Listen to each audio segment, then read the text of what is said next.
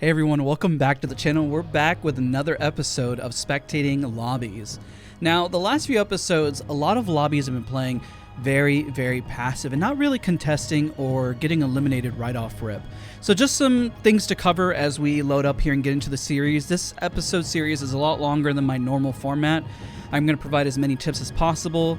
I definitely talk a whole lot during the series because I want to provide as many tips, information with ranked with a real setting as we're going into the gameplay.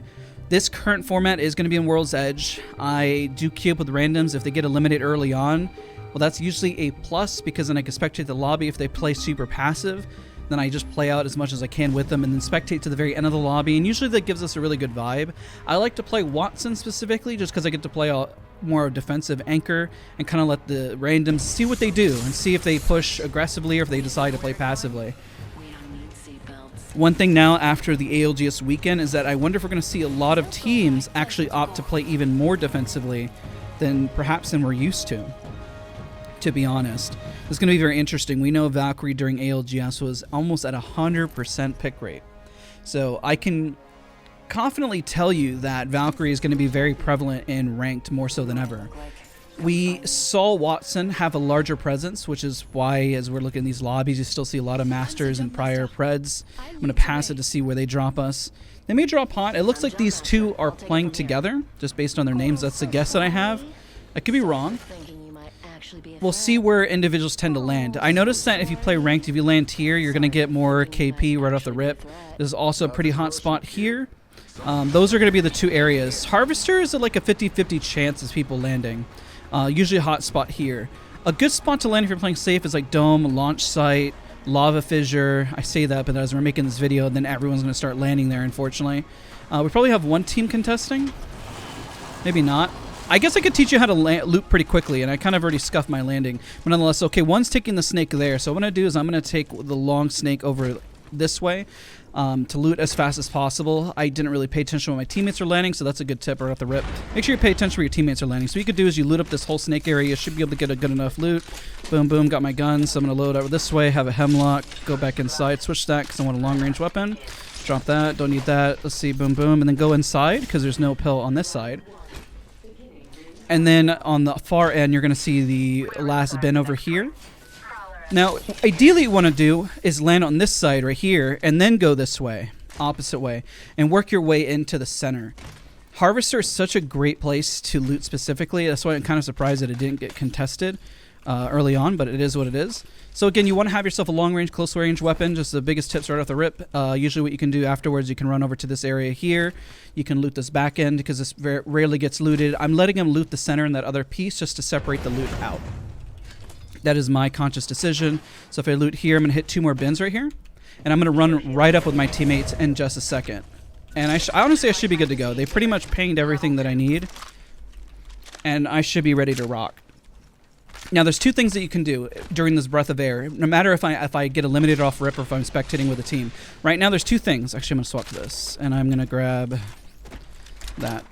Charge rifle is super overpowered when it comes to ranked. And if I'm playing with randoms, it's probably better to run that. And I got the blue over here, and I'm good to go.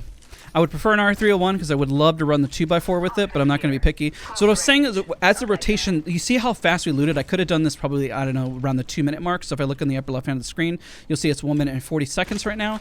Realistically, we could already book it to staging. We could already go fight.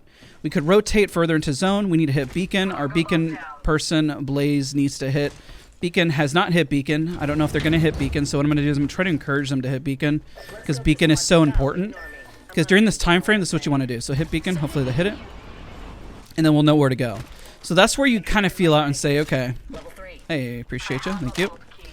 And you know, if I don't spectate this one, I might actually have this be the, of course, there's R301 there now. No, I want that 2x4. We're really near zone.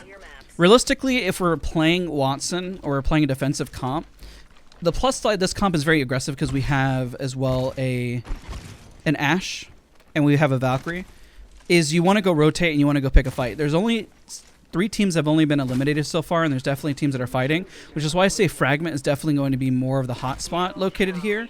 I might have this be the second round because I want to see if there's going to be a team that'll drop hot. Oh, there we go. There's a team right behind us. Look at that. So if we get good entry damage, then we pretty much want to push. Not bad damage so far.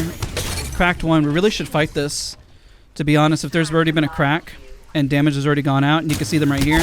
Boom, there's a knock, so I go and push. I just encourage my teammates just to push at this point. So they're going to be over here behind this. Oh, hello, hello. Back up for a second, reposition, hold for a second. Let's not throw. I'm throwing now. I'm going to put my gen right here. As I screw it up for a second, I'm going to bat. Let my teammate push forward.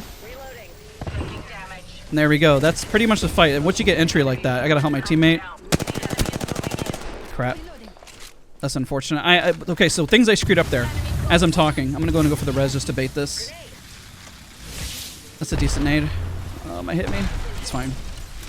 Go help my teammate. It's plat, so I'm not necessarily worried about another team rolling up right away. So I'm going to bat now. Top off. Look around, see if there's another team. So this is actually, you know, we'll just leave this as a first one. This isn't actually bad. This is actually pretty good in terms of entry damage. And I'm playing a defensive legend here, and I still made the entry and I still made the push forward. Things that I screwed up there is I didn't put the gen down fast enough. I could have shot the seer ult more at an angle, so I took less damage. But my teammates did run up, and then we pretty much got all the KP that we needed. At this point, because this is plat, we have a little bit more breathing room. This was probably around diamond. I'd say it wouldn't really be safe of what we're doing right now, to be honest. I think we'd probably get rolled up on, and that would be pretty much it. So why the charge rifle and poke damage is so good, pretty much create an opening. If you're behind these cars, another tip is just make sure you know your angles and where you're hiding. Another one is right here. You're a lot more exposed. You got to make sure whenever you're hiding around stuff that you know how much of your hitbox is exposed and what you can see between. There's things that you would be surprised that you could see between that most people aren't aware of. And of course, you're playing Watson. Just go ahead and fence your back as much as possible just for the sake of it. And we keep on rolling, keep moving. That is a really good example, just doing this, that is going to teach you what do I mean by whenever you push and play aggressive. That's it right there. I think that's staple 101. You create damage, create opening, you play on it. What else are you going to do in this scenario? Run away? Like, if your plan is to run away, you need to Valk ult and run away or reposition. So I'm kind of playing a little bit aggro here, checking my angles as I go up, which is another good tip in general. I think I'm going to stick with 2 rounds this episode because, you know, they tend to last pretty long, and I think that's pretty good for about an episode length. Realistically, we just need to go play zone. That's probably going to be most ideal. In the zone, there's only 10 squads remaining, and notice how the goal is to always get top 5. That's always the goal within any of this, is just to get top 5. If you get top 5, you're pretty much just laughing and chilling. And that's another really good tip that I can pretty much provide to anybody, is just check your angles, know where they're at. So there's a team right there, see that? So that guy's cracked. We can probably make a play off of this, just because they seem to be playing really separate, and they are going where we want to go. I think they're just getting greedy with loot, so we'll take a look at that. See what the lobby is doing. So 10 squads, I guarantee fragments, so it might be pretty safe over here to take this. So 67, gosh, charge rifle. Watch, everybody's watching this is going to start running the charge rifle now, and I mean, you see it in ALGS. So you see snipers, you see charge rifles. There's a reason why range is paired with close range as well. And there's another squad, so I'm going to back up before I hard throw this. I don't even have that many shield cells. That's unfortunate. That's another tip. Make sure you're paying attention to how much shield cells you got. So I'm going to drop down. I'm going to encourage my teammates to go this way. At this point, this is a Valk ult situation. I don't know if I can get my teammates to Valk ult per se. Or there's a reposition. That's good. But we do essentially need to Valk ult. We don't have necessarily the best resources, even though we got some cracks. This is a moment to Valk ult. I don't think I'm going to be able to get them to Valk ult, though. I don't know if I have my microphone bound. Let's see. You guys want a Valk ult to go to center? See if that works. See if they do it. Essentially, you just want a Valk ult and get past all this. Yeah, see? They're listening. Let's go. And then we could just look overview and spectate what the lobby's doing. So you see how what we're going to do is we're going to fly past this. There's like 3 teams here. So there's 10 squads. There's 3... Where? What? Where are we going? If you're traveling with a small child, this is a blood sport. Oh, gosh. We needed to fly past them. Where are we going? Is that a mistake? Oh, no. We pinged thermal station. Oh, no. Well. Oh, man. That's not good. That Valko was perfect, though, I have to say. But I thought I saw a person there. Shoot. I don't know what to say about that. Comment down below. I mean, maybe they got switched around, maybe. I don't know. But I don't have any resources now, and we needed to go to zone. We need to win this fight. We need to win this fight to get their resources. And I'm getting some cracks, but I can't push anything because I have virtually no heals. Like, we need to full send this guy on the left and just kind of just, you know, just say screw it. But we're getting damaged way too much, unfortunately. So that one's isolated right there. We need to push on that if we can. But if I go, I'm going by myself. Please. There's been so much entry. Okay. Oh my God, we're so screwed. It's just when you know, like the Valkyrie, we needed to go past and go to zone because now we got a minute 23. So as a teammate, don't be afraid to kind of, when I say go for it, I don't mean like just like running out in the open like ooga booga. You play cover to cover. So if I'm playing here and I'm moving up, here's cover to cover. Here's another one, cover to cover. Hold here, remember, make sure, watch your feet. No, where are we going? Okay. Oh no, they got separated. We needed to go to zone. That's not even playing passive. That's just, the zone is going to close here in a second, you know? They're getting thirded now. There's no way we win this, but I know they don't want to abandon their friend. And I have no healing. I literally have no heals. Thank you. I should probably ask for heals much sooner. I feel bad. I think they're playing together, and I don't think they want to abandon them. I respect it, but we need to leave if we want to win. We need to go. We need a Valkyrie. We need to leave. Yeah. I'm sorry you have to leave your friend. We needed to leave a long time ago. So that's the problem, as you could tell, a lot of people make the mistake of, is we're kind of like watching. I honestly, even though this series is spectating, I really feel like I'm just kind of chilling and spectating the lobby, essentially. Like, what we need to do is fly past those teams earlier and just run to zone. Because now what's going to happen is that they're going to gate us. They're going to be further in. See how they're already further in? We need to be over there where it's already safe, right? Oh, shoot, yeah, I need that. Unfortunately, there's not going to be much time to craft. Honestly, like, if they let us craft right here, that's crazy. We know there's 2 teams in front. There's probably 3 teams behind, or 2 teams behind, 3 teams in front. Kind of playing with fire here a little bit. I don't think the odds are really in our favor. Okay, well, it's just how it plays out sometimes, you know? Trust me when I give the biggest tip. Trust when you need to rotate. And when I say push off a crack, I really mean work cover to cover. You know, we have to move. We have to move. Move. What are you doing? Trust me. We have to move. Oh, no. Like, if we stay there, that's what happens. I could try circling back for them. I don't know. This is going to be hard, guys. I'm going to try to cover for them. So when I say kind of be on the move, it really is like going from cover to cover and just booking it. Because right now we should be more center of zone. We just need to run. And pretty much nonstop run because the zone. The reason why I put such an emphasis is that the zone keeps moving. If it closes faster and faster, now we have 2 minutes. You could be in a fight for 30 seconds and then have another team that's already posted. So essentially we need to play here and probably just hard gate this. And it's probably going to end up like closing here. Or possibly thermal. Even if it closes thermal, at least we have height. Wasn't even looking at my map for a minute. Could have gotten rolled up on. So I'm going to do is a Watson. Because the rest of the lobby of what they're doing right now is just pretty much hold up. Anyone passes through here? Oh, shoot. That's unfortunate. Well, we have to hold them off. We don't have much of a choice. I'm going to anchor here. I know this isn't ideal, but we're a duo team. We need to scare them, essentially.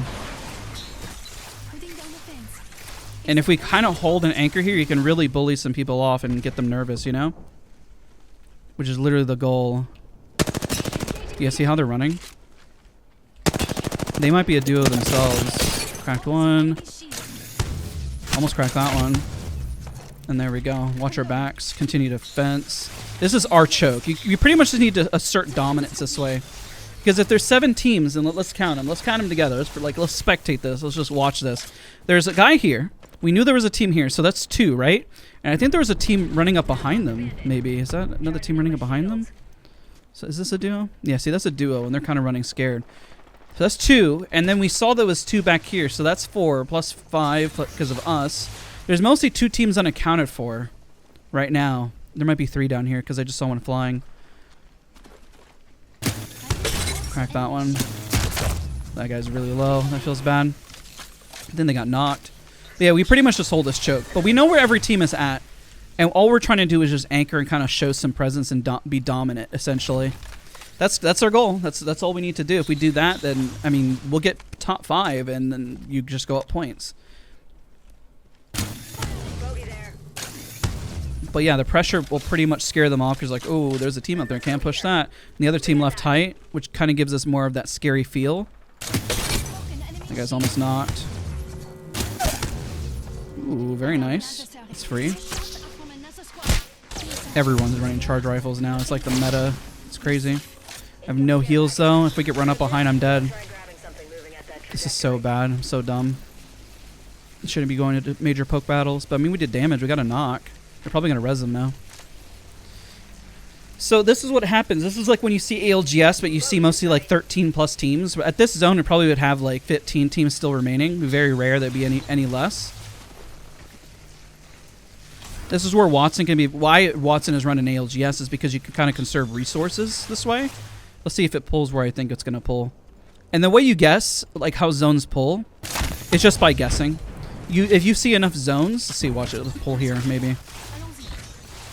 Yeah, it did exactly what I thought. That's crazy. Good guess. Honestly, it could have pulled down here. We could have still played hide up here, which is kind of my goal.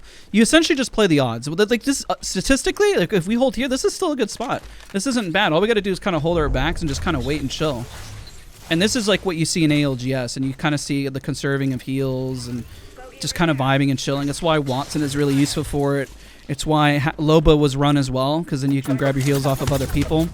I got to be careful not to get cracked too much, because then honestly, there's not enough heals.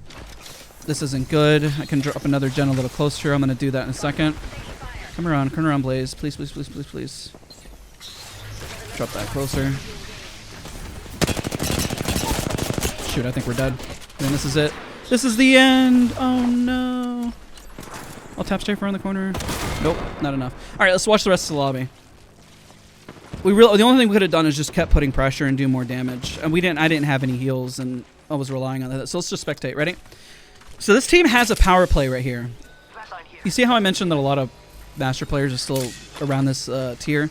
You'll see a lot of master squads and stuff that still haven't hit diamond. It's a time sink. So this spot here is really strong, by the way, of where they're at. They realistically don't have to go push down, because I think the zone is going to pull right out in the open, either here to the right or here to the left. It's a guess. It's not 100%.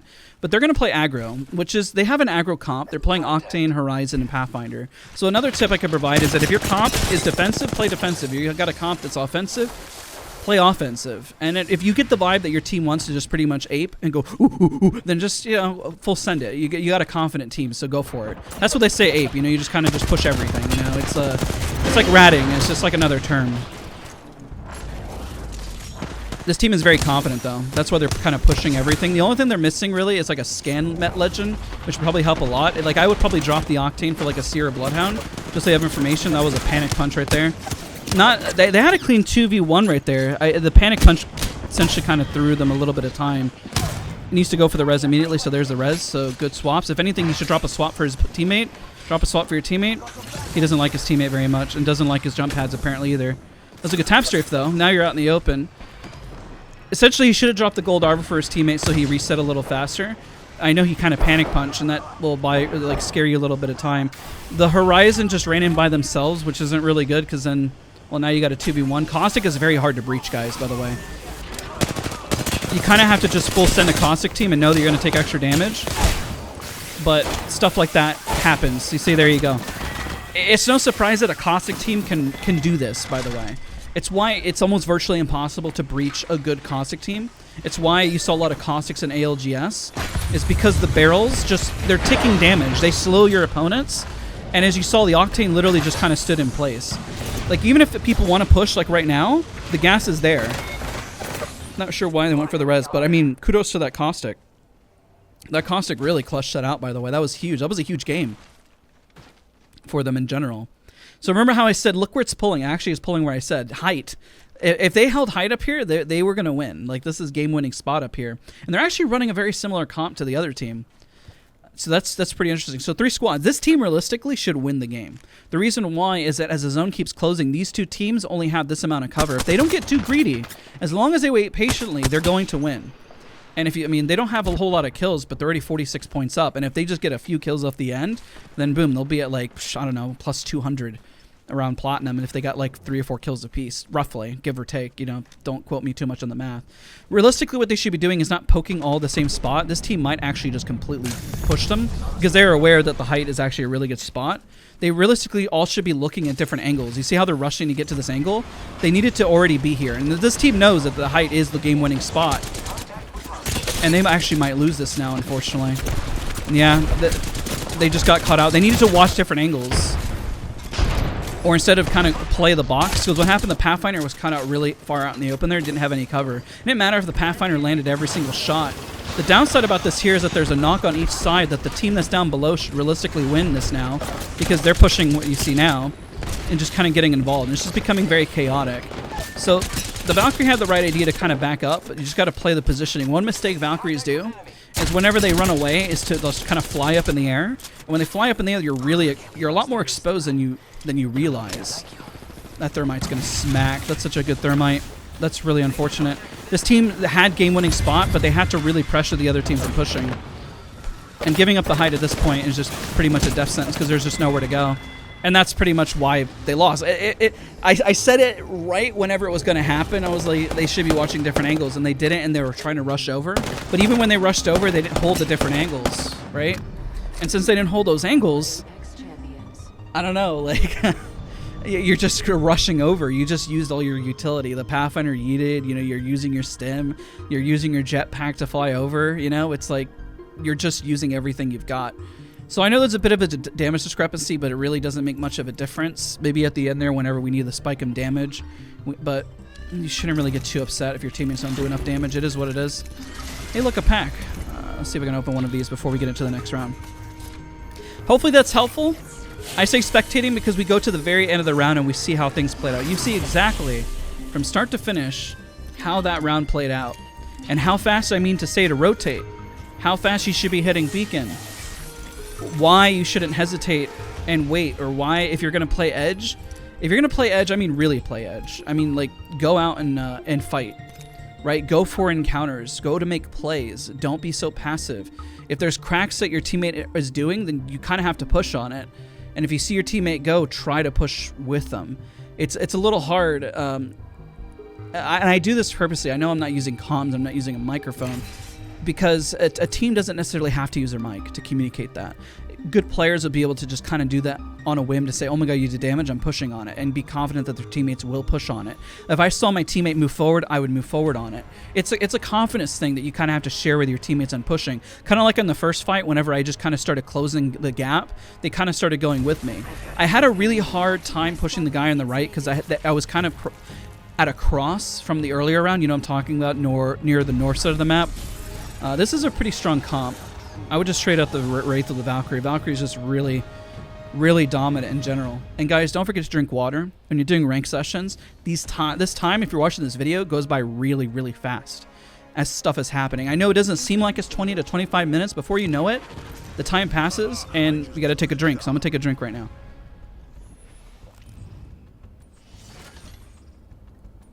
Oh, water. So good. Comment down below if you're watching to this point. Oh, this is gonna be hot. This spot is always hot. I'm really shocked of, like, teams are really kind of playing passive, huh? Everyone, what is going on, guys? Comment down below. Are you seeing this in your lobbies? I usually, like, a team will contest. I don't know. And now there's 2 teams Harvester. I almost would say this is lucky, but then for the spectating series, this isn't really lucky. This is, like, not so lucky, you know? Because I'm not really spectating as much. But either way, we're giving lots of tips and seeing how the lobby plays out and how it goes, you know? Alright, guess I'll play this loadout. This is just gonna have to do. I'm not as good with the Peacekeeper, so I feel like I'm gonna whiff with it, but, you know, practice makes perfect, so I'll just run it anyways. But really be this fast in terms of your loadout and what you're doing. Oh, I really should just run the R301 then. Okay, she wants it. I feel like a jerk if I just take it. I'll drop a bunch of light ammo on it for her. Try to be a good teammate. Try to drop stuff for them. So if there's stuff here, do this, you know? Give them the more center that you're trying to help. But realistically, at this point, this POI, for the most part, is already looted. There's really not much else we're going to get from it, and we need to go rotate. So if I were to recommend where to rotate, you're dropping a lot of nades, is to go fight Harvester. Because there was 2 teams that landed over here. They haven't fought yet, but they're going to. That's a pretty good early pick. The zone is most likely going to pull towards us again, and we could hit beacon around Harvester side. There's no beacon staging. So I highly recommend whenever you drop to drop near a beacon and also a replicator for crafting. I usually don't need this much shotgun. Realistically, you only need 1 stack. Anything else more, you're just kind of trolling a bit. I mean, not really. I mean, it depends on how comfortable you are with that kind of stuff. I'm pretty comfortable with at least that many shells. Okay, so we might make an early play here. I don't know how it's going to pan out, but I think they're shooting right now. Staging area is so loud. Okay, they're right here. Look at that. See if I can get a good crack. Build some confidence within the team. Okay. I need heavy ammo. Target spotted. That sucks.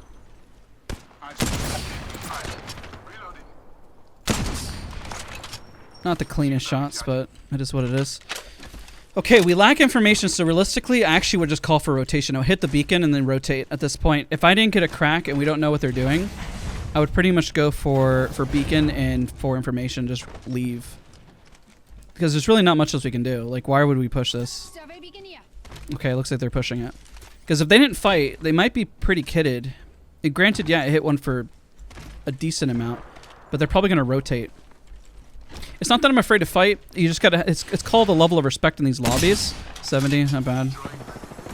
But if my teammates aren't doing much damage, and I've already done about 140, I'm hesitant to say that I have confidence that we're gonna dish out something. Like at this point now, we push. We have to. Oh shoot!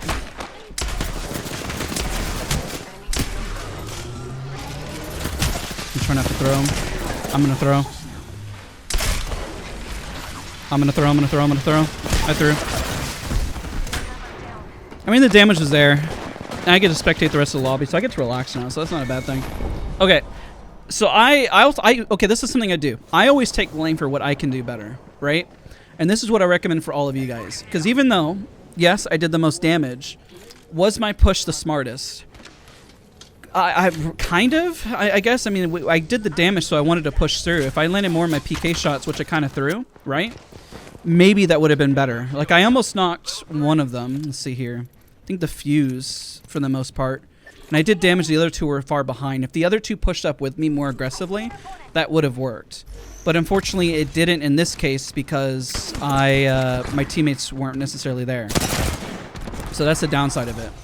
So that's tricky. That's tricky, by the way. Just be more open. By the way, like if that's a crack. That's a good clear symbol to kind of work your way in. Gotta push in. It's like your team has to know that you have the damage discrepancy to kind of work your way in, and that you do have some cover. The other 2, like we saw earlier, were out of pocket. So if we shove that fuse in there, that was a 3v1 scenario, which isn't going to be any better than that. Now they're separate, which isn't good. That's a beautiful fuse ult, and that Octane is just going to go down, unfortunately. Let's switch POVs here. And now the Watson's by herself. The fuse had a pretty good play. It was giving up height, but they managed to isolate them. But now they're going to res up top, and they should res here as well. They're essentially just trading reses. Now it's a matter of who can reset the fastest. Should go for the other res quick. Go for the other res. I know it's a little risky. Go for the other res. Go for the other res. Bait him, bait him, bait him. They're going to have to drop down. Res. You have so much time. At this point, the res could have gone off. So that's you see how, like, thinking you have to pretty much res that quickly. They could have had now it's a 3v1. They have to shove one. Kind of shove together. If they hesitate, shove the other one. Nice. That's a good cleanup. Good. A little rocky, I'm not going to lie. But listen, that's kind of how fast you need to be. is if you see your teammate push up and you know that the other two are far behind, that's a 3v1 scenario. But again, if I push up and they don't push with me, I have to take blame, right? Don't get mad at your teammates. Like, what can I do? Yell at my teammates like, how come you didn't push with me? Well, like, I didn't comment. I just kind of went in after I got 2 cracks. Yeah, I did 140 and then I did 70 to another. But if your teammates just aren't ready, or maybe they're hesitant, then you kind of have to play passive with them. There's no reason to get upset. I think most people in the comment section was like, I did the damage just like you. How come they didn't listen? It's like, well, you kind of have to play at their pacing. You're playing with randoms, right? And that's the really hard part. And some of these people are not playing with randoms. Maybe they actually are coordinated and they're actually playing better. I could have won my 1 against the Fuse, but I hard through and got thrown off really, really badly. And that's my bad. I will take ownership of that, but I want all of you guys to kind of have that same thought process. It's a battle royale. There are multiple ways that things can go, and people were doing this a lot in ALGS specifically. And this team, by the way, they are kind of wasting a little bit of time in terms of like, they need to decide if they want to rotate or what they want to do. So zone is pulling here, and the zone is already closing. Realistically, they should just book it to zone. And if they're not going to play edge, they should be looking, or if they're going to play edge, they need to be looking for a team. So now they know they located this team. They need to either push them or rotate to zone. So it's really only 2 options, and they're not necessarily bad options, right? Like this team right now has an option. Do we keep rotating? Which is what they're doing, oddly. Oh my gosh. Come on, knock them. Oh no, they're so low. That actually hurts. Please. Oh my gosh, thank you. That was hurting me. You guys landed so much damage. I would have actually stuck with a triple tick at that point. I think they're going to res though. There's the ult. Go, go, go, go, go. Listen, I'll root for anybody, whoever's playing. But again, to circle back, just to recap very briefly, there's multiple ways that something can happen. You can always go to further to zone. You could always fight towards edge. This team has an option. They could shove this team, or they can fight on edge. They can rotate to zone in the back. They could isolate this team, get a knock, then back out. There's so many different ways that you can play and encounter. Like right now, their idea is to shove. If they haven't, they could actually just go through the choke, go to zone, and go landslide. Or they can work their way underneath through staging in between the 2 teams because they're shooting above, and they can probably rotate. Or they could have fought the team in the back right here as like an option. None of those options are bad, okay? I just want to reiterate that none of those options are bad. It's just bad if you don't play together. So if you're not going to full send, which one person is right now, what if they get knocked right now? Right? Because there's no damage, but that team did rotate through here. So this may not have been the smartest play because his teammates aren't necessarily with him yet. You can incentivize him and paying your teammates to do that. But if you're playing with randoms, most likely you're going to end up kind of hovering a little bit on what the right decision is. And the decision is going to be forced upon you as the zone closes. And that's something to really keep an eye on. But overall, these are some pretty solid rounds. Not too bad. You know what I said at the beginning of the round? I said, I'm going to pick up the PK, but I know I'm going to whiff with it. And then what do? I whiff with it. I need to spend more time like working on my PK shots again. It's just a gun I don't necessarily pick up all the time. I usually pick up like an R301, a longbow, a bow check, an R99, a car SMG, you know, with the wingman crafted. I run a spray with some sort of single tap weapon. I don't necessarily run as many shotguns as I used to. So I kind of hard through my own game by running a loadout I don't always run. Essentially, this is a solid push to kind of commit to this. I mean, they did a little bit of intro damage. There's the one on the left that's isolated, right? And there's 2 up top. If the 2 up top are going to stay up top, then you need to be careful that they're going to shoot you from the other angle. If you do damage, assume that the thought process to play off that damage. This is like what I call a 50-50 kind of push because you're kind of still kind of cleared out in the open there. But playing cover to cover, so they're starting to do this. I've been kind of watching the Fuse because they're playing the most aggressive. But their teammates aren't necessarily with them. So I think he's probably going to back up to his teammates and kind of reposition. And there's the reposition there. Let's see, which one has the most damage? I think it is the... the Watson has the most kills. But the Fuse has the most damage, is why I'm watching the Fuse. The Fuse seems to have the interesting play. Oh, it looks like they ran out of ammo too. Another reason to reposition, to get out of dodge. So we look at the zone. This is most likely going to pull towards the south side. I don't think this is going to pull towards the north side. They need to cover for their Fuse immediately. They need to start taking shots for the Fuse. So there's the shots to cover while the Fuse tops off. No trade in terms of damage. Not really sure what the fence there was for, but If you're going to fence the back, fence the back. If you're going to fence the front, fence the front. I personally would fence the front right here, left and right, in case they decide to run across. Usually going in like a big circle is usually helpful. It's like a Watson. Make sure whenever you run backwards too, be very clear that you can always tap straight, but also kind of watch your back. They need to be watching their back. Speaking of which, this is why they need to be watching their back. Both areas, because you're going to get run up on. I still think the zone is going to pull towards the south side of the map. Good call to play the building because they are sandwiched between two teams. The Watson needs to fence both the doors. Defensive Legends need to just hold the door, put their bodies on it immediately. If they didn't, they just need to hold. Hold the doors. Both bodies. Bodies on the doors. Block them. Because anybody can walk through. Block the doors. See if they do it.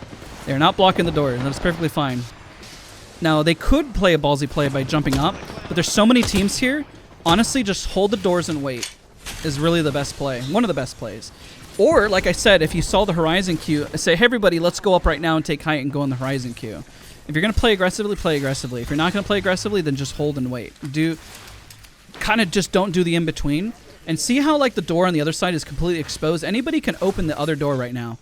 See how they're doing this? And their backs will be completely exposed. Because people don't remember, the Watson fences, once they're open, shatter the door immediately. Which is pretty dangerous. If you're caustic, you can throw your traps in the door. If you're rampart, you can rampart the door. There's a lot of different things you can do. They're getting very lucky here, considering that the other teams haven't shoved them. And I was wrong about the south pole. Looks like it pulled to the north instead. So that works. You know, I mean, hey, you don't always have to be right. But if you play south, you know, play it confidently.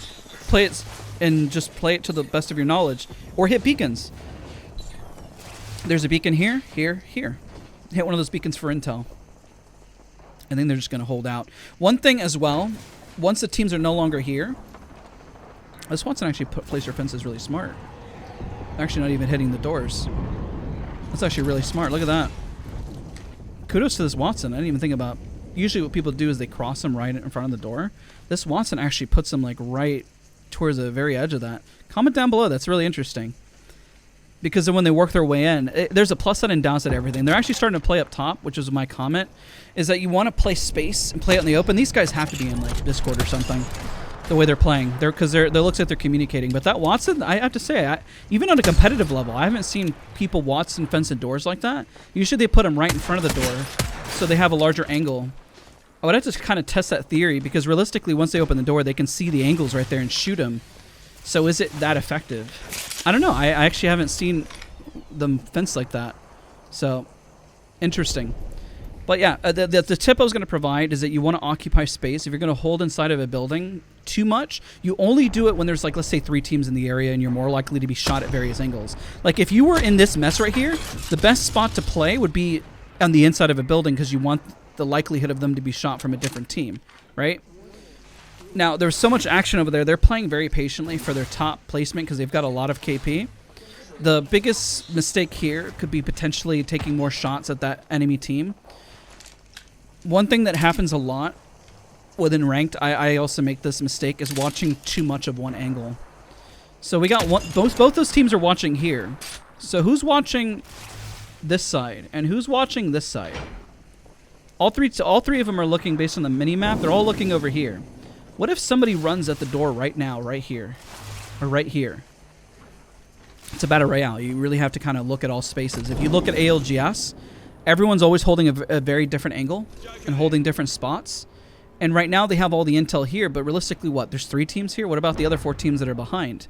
You got to always, the big tips, think about what's around you and your space that you're occupying, right? Because you see the Gibraltar ult. They could push this over here to get them out of the lobby, or they could continue to hold. Both are not bad options. They have KP already, so there's really nothing to be too upset about. They got a lot of damage. This team is doing really well. Somebody has to take the Mastiff. Mastiff's too good to pass up. And it looks like their Watson's going to take it. Watson looks like they're passive healing because they haven't topped off. So I can't really take a comment for that, besides just going up on the gen and then just topping off and healing, which is what they're doing right now. But it looks like about to end zone here. The zone 4 hurts the most, by the way, because it is zone 4. And then, of course, zone 5, you really can't take any ticks of damage outside. So playing outside a zone and being too risky is just, I would just say, a massive mistake. But they do have center zone. I mean, they have pretty much game-winning spot, which isn't too bad. They have their doors, so they can sit on them afterwards. They're kind of chilling and vibing. They're trading. So this is an interesting trade. Why do people do this? It's because I think the Watson has some ranged, yeah, she's 30-30. I think the Valkyrie has a wingman and some sort of close range.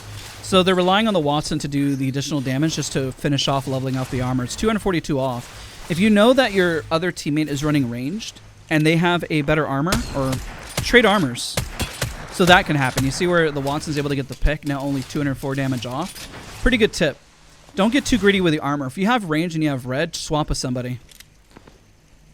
Swap, especially if you're running Watson or you're running a defensive comp, because you can probably get some damage in. You're about to see it leveled up hopefully here in a second. There we go, 132 to go. Not bad. Good crack. They're not getting greedy, they're playing patient. This is, I guess, the team that I would call it playing a lot more defensively than offensively. They're about to level up their armor. One more solid headshot, or maybe 2 to the body, and they're good to go. Because what we saw in ALGS was like a team like Furia really playing offensively by claiming spots. Like essentially it would be like, okay, we see a team there, let's go breach. Or we see a team hurled up in there, let's throw our whatever abilities we got as an opener and let's make a play. Let's use our Seer ult for information and just like push on right through.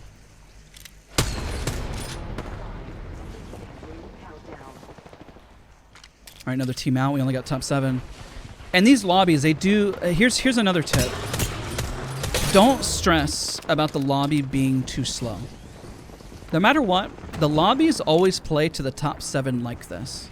So if you say, oh, I don't want to be camped up in a building and waiting, if an opportunity just doesn't present itself for you and the only thing you can do is hold in the center, just hold in the center, man. I don't know what to tell you. If this was ALGS, you would hold up in the center. Because you already have zones, so why wouldn't you do it?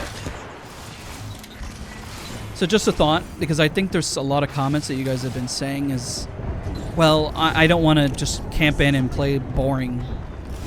I mean, these rounds, you've already seen it. They always end up towards the end zone here with a lot of teams still alive. And because there's so many teams alive, you can't push anything. You're just going to get thirded. You're just going to get damaged from what you see here. So realistically, what this team needs to focus on, if there's teams held up over here, the current team that we're spectating needs to focus here, here, or here. Those are their danger spots. That's another tip. So when I'm highlighting my cursor here, this is a danger zone. Why? Because if you're focusing here, this team isn't going to push within zone, right? And you don't want to give up your spot because you're in zone. So they're already making this mistake. They need to focus now on this team or this team over here, wherever they're at. And they need to focus on them now because they're going to try to take their spot. You need to pretty much claim to space. And now they're finally taking a look now, which is good. But you see how they need to already be shooting these guys? If they were here even 10 seconds sooner, the difference that would make, maybe that would have been their KP. But now, you see how they're getting run up on? And yeah, they're holding it, which is good. But they are kind of separate, and one's almost cracked. And every time somebody gets cracked or damage is done like this, their likelihood of surviving drops a little bit. And it can get a little messy. But if they held that, played a little smarter, don't take ticks of damage. Look at that. Look how fast it goes. But see the other team over there? If they got maybe one of these teams out, they would be less stressed for space here. This is a good reset, good res. This team over here shouldn't realistically push up the door that fast because this other team is looking. It looks like Remedy unfortunately got caught out on the outside of the building, which is what I was talking about. It's like you either... When you get towards the end of the zone, my tip of saying occupy space means start to occupy the space that you can. If this was zone, I don't know, 3, then you want to look around and occupy space because people have a long area to traverse. Right now, they have a smaller area to traverse. So top 3, this is a rough situation here. There's no way in heck that they let them go out and res that. There's no way. They're going to have to run right out in the open. I think that they're going to scout for this team. Let's see here. Are they out here? Yep, there they are. And they're just going to get pushed out. This team right here is going to win. This team right here. They had game-winning spot. This reminds me of whenever Dark Zero won just ALGS a minute ago. This was like when TSM and Optic were on top of each other, and then the other teams were fighting, and Dark Zero was just able to wide swing in. If this team right here loses, they threw their game. Bluntly. This is 100% their game from a distance. Unless this team over here shoves them, but they should be able to dish out enough pressure where their only option is to fight on top of each other here. We'll see how that plays out. They should be able to just pick them off. There's no way this team from over here loses. Statistically, I'm gonna be absolutely shocked if something happens. All right, yeah, they're gonna win. They got it, and that's it. Hopefully, this is a lot of tips. I know I talk a lot through the series, and I try to provide as much analytical thought process to ranked, compare it to ALGS, compare it to even the way you play pubs. I mean, it plays so different from pubs, or realistically. Don't forget to take blame, because you could always improve on your end. That's why when you see me lose a round, I'm like, oh, that was my fault, that was my fault. Because there's always room for improvement. Yeah, I did the most damage, but what if I played smarter? What if I played better so I can carry the team? What if I could teach them more? What if I can do better, you know? There's always that thought process that you can do more for your team. So take that mentality, always seek improvement, and you'll continue to grow and improve. Hopefully you enjoy the series. Got to spectate a lot more of this one. And I really appreciate the fact that you guys really enjoy it, and hopefully it's very, very, very helpful. But thank you again so much for watching, and I'll see you guys all in the next episode. Bye, everybody.